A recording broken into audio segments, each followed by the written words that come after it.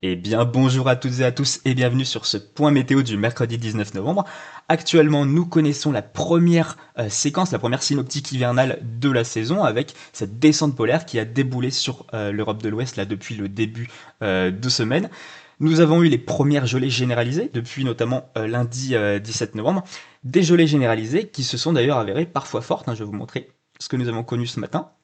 Voilà, des gelées, notamment sur la moitié est, mais qui ont d'ailleurs même pu toucher une petite région une petite partie de la région Aquitaine, Occitanie, donc des gelées qui sont descendues jusqu'au sud, et des gelées parfois fortes, parce que par exemple, sur mon secteur ce matin, dans la plaine du Forêt, aux environs de Saint-Étienne, j'ai pu relever -5 degrés.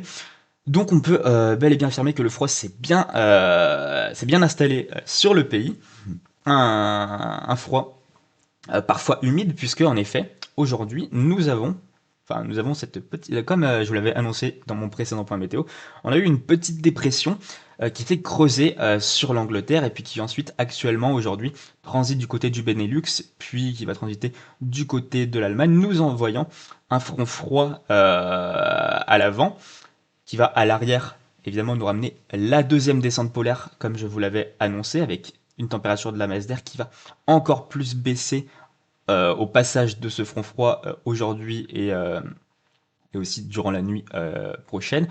Mais voilà, donc on a ce front froid qui va circuler aujourd'hui au passage de cette dépression, qui va d'ailleurs donner les neiges, de la neige jusqu'aux premières hauteurs, voire même jusqu'en plaine, puisque ce matin nous avons connu les premières neiges en plaine, de la neige grésil, voire même de la neige seule qui est tombée en Lorraine, notamment sur les plateaux lorrains, avec les premières tenues au sol. Donc aujourd'hui, comme je vous l'ai dit, je me répète un petit peu, on a ce front froid qui va traverser le pays, hein, de nord au sud, qui va donner de la neige dès les premières hauteurs, mais pas forcément jusqu'en plaine pour aujourd'hui. Ça va être plutôt demain où on va avoir de la neige jusqu'en plaine.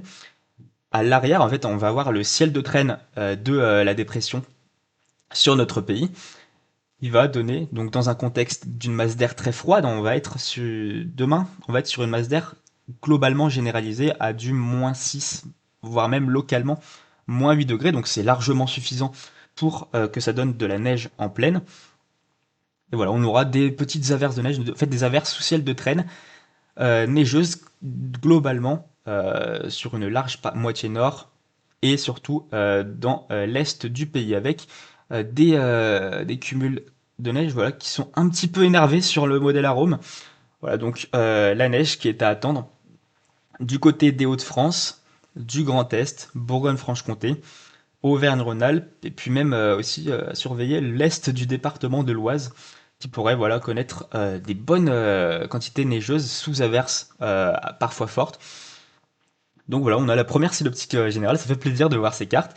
Et évidemment, les massifs là, entre ce mercredi, ce jeudi, et puis aussi ce vendredi, hein, les averses qui devraient se poursuivre, les averses de neige qui devraient se poursuivre jusqu'à vendredi aussi. Voilà. Globalement, ça sera assez faible, hein, ça sera des petites averses, c'est pour ça qu'il fallait un bon froid d'altitude pour pouvoir donner de la neige en pleine, et puis c'est ce qui est modélisé par les modèles à maille fine. Donc ça fait plaisir, voilà. Voilà, voilà. Donc voilà, on redoute un petit peu de neige en plaine, des précipitations hivernales en tout cas, de la neige roulée, grésil, globalement sur le pays, surtout sur la moitié est, c'est là qu'on va attendre peut-être des possibles tenues jusqu'en plaine. En tout cas, ce qui est sûr, c'est que les massifs, eux, vont prendre un bon coup de neige, ça va bien plâtrer du côté de tous les massifs, hein, les Vosges, le Jura, les hauteurs du Massif central, où on pourra avoir 25-30 cm, puis sur les Alpes et les Pyrénées. De même aussi les hauteurs du Morvan, hein, qui seront particulièrement exposées à ces précipitations neigeuses. Ensuite, pour parler un petit peu de la suite, on va revenir sur le modèle CEP. Et puis c'est ce week-end qu'on va surveiller quelque chose. Alors CEP, je crois qu'il ne voit plus du tout. En fait, on a une vraie divergence des modèles quant à un possible conflit neigeux pour dimanche 23 novembre. Puisque en effet, la descente polaire devrait se retrouver chassée par de l'air un petit peu plus océanique durant la journée du dimanche 23 novembre. Et ce qu'on surveille, donc je vais plutôt vous montrer le modèle Icon qui est actuellement le meilleur modèle pour cette synoptique, c'est Donc là, nous allons avoir voilà, la descente polaire, la masse d'air bien froide, et nous allons avoir l'arrivée d'une petite, voilà, d'un petit minimum secondaire, comme on le voit juste ici, humide, qui va venir se heurter à de l'air très froid, hein, présent en altitude et même au sol sur le continent européen. Et voilà, nous apportant normalement à l'arrière un petit peu plus de douceur. Et ce qu'on surveille, bah, ça va être en fait un possible conflit neigeux, notamment sur les régions de la moitié nord, qui devrait arriver pour dimanche 23 novembre. Alors, je mets quand même des grosses pincettes, puisqu'il y a une grosse divergence entre les modèles quant à cette synoptique voilà, de petit minimum qui devrait transiter sur notre pays, se heurtant à de l'air plus froid. Par exemple, Icon, donc avec cette synoptique, le modèle Icon, je vais vous montrer Icon 7 km, voit un véritable conflit neigeux en neige de redoux. Normalement, on devrait avoir une neige de redoux au sud, hein, on a une synoptique à neige de redoux, mais sur la moitié nord, question, est-ce que cette neige sera suivie d'un redoux À Icône, c'est quand même assez faible. Bon, à voir, affaire à suivre. Pour le moment, les modèles ne se décident absolument pas. Et voilà, sur Icon, on a sur une large bande centrale, une perturbation qui devrait traverser tout le pays, une perturbation neigeuse, un véritable conflit neigeux, une perturbation qui devrait ensuite s'amenuiser un petit peu en arrivant sur les régions de l'Est. Bon, affaire à suivre, puisque pas du tout, on n'a pas du tout tous les modèles qui sont en accord. Par exemple, je vais vous montrer le modèle CEP qui lui ne voit absolument rien. Il voit plutôt une plus grosse dépression, mais pas de minimum arrivé sur le pays, hop, avec voilà, aucun conflit neigeux ou alors quelque chose de très très léger, peut-être du côté des Ardennes. Et encore, affaire à suivre, je pense que je referai un petit point samedi pour vous parler de cette situation plus en détail, puisque là, on a une vraie divergence entre les modèles. GFS, qu'est-ce qu'il voit lui à propos de cette situation? Donc là, on voit bien les petites averses de neige là sur GFS pour la journée de jeudi 20 novembre, la journée la plus exposée aux averses de neige, qui pourrait d'ailleurs se poursuivre aussi du côté du centre-est vendredi de la neige possiblement jusqu'en pleine. Et puis ensuite, on a donc l'arrivée voilà, de cette petite perturbation qui pourrait donner, par exemple sur GFS, GFS qui est un petit peu similaire au modèle Icon, un conflit neigeux suivi d'une neige de redoux dans le sud, mais pas forcément au nord. Affaire à suivre. Affaire à suivre. On va regarder un petit peu tous les modèles, hein. Alors plutôt Arpège 01. Normalement, il devrait voir assez loin. Arpège qui voit. Ouais, c'est plus faible sur Arpège. Là, on a plutôt voilà, perturbation, mais bien timide. Mais qui te donnerait de la neige là jusqu'en Île-de-France avec un épicentre sur Paris. Affaire à suivre, affaire à suivre. Le Modelia, qu'est-ce qu'il voit lui? Ok, Modelia qui pareil voit un petit conflit neigeux suivi d'un redout sur la moitié sud, mais pas forcément, moi aussi au nord aussi. Donc une neige de redout à attendre, possiblement un conflit neigeux au nord, mais on ne sait pas trop en fait les modèles n'arrivent pas à se mettre en accord. Et puis aussi, il y a quelque chose qui a été bien vu là depuis 2 jours.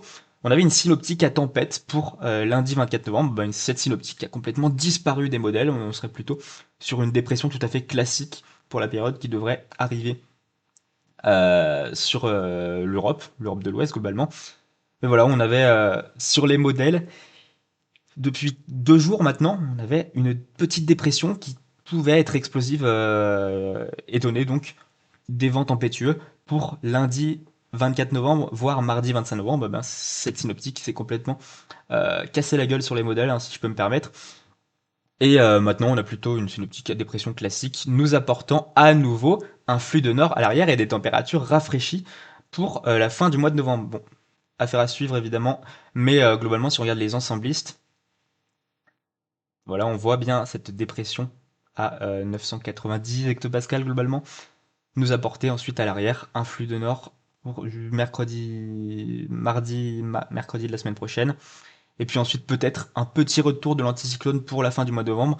Bon évidemment l'échéance devient loin, on ne sait même pas ce qui va se passer ce week-end quant à ce possible conflit neigeux slash neige de redoux. Donc on va pas faire des prévisions à si longue échéance, ça sert absolument à rien. Mais pour finir, j'aimerais aborder un dernier point Hop, on va passer sur ce graphique. Là, c'est pour des tendances quand même à beaucoup plus longue échéance. Ça va être des tendances pour le mois de décembre. Qu'est-ce qu'on observe? Eh bien, on observe une possible inversion des vents zonaux avec des vents zonaux qui passeraient sous les 0 mètres par seconde. On aurait donc des vents zonaux en stratosphère qui souffleraient d'est en ouest, ce qui pourrait euh, complètement affaiblir le vortex polaire pour le mois de décembre, avec associé à cela une MJO qui resterait favorable hein, dans des phases 6, 7, voire 8 pour le mois de décembre. Donc on a tous les paramètres qui sont ouverts pour ce mois, pour du froid tout simplement, parce que un vortex polaire affaibli en raison des vents zonaux très très faibles, voire même qui souffleraient d'est en ouest, eh bien ça permet des coulées froides jusqu'aux moyennes latitudes et potentiellement jusqu'en Europe. Donc affaire à suivre. Le mois de décembre s'annonce, voilà, ça s'annonce peut-être hivernal.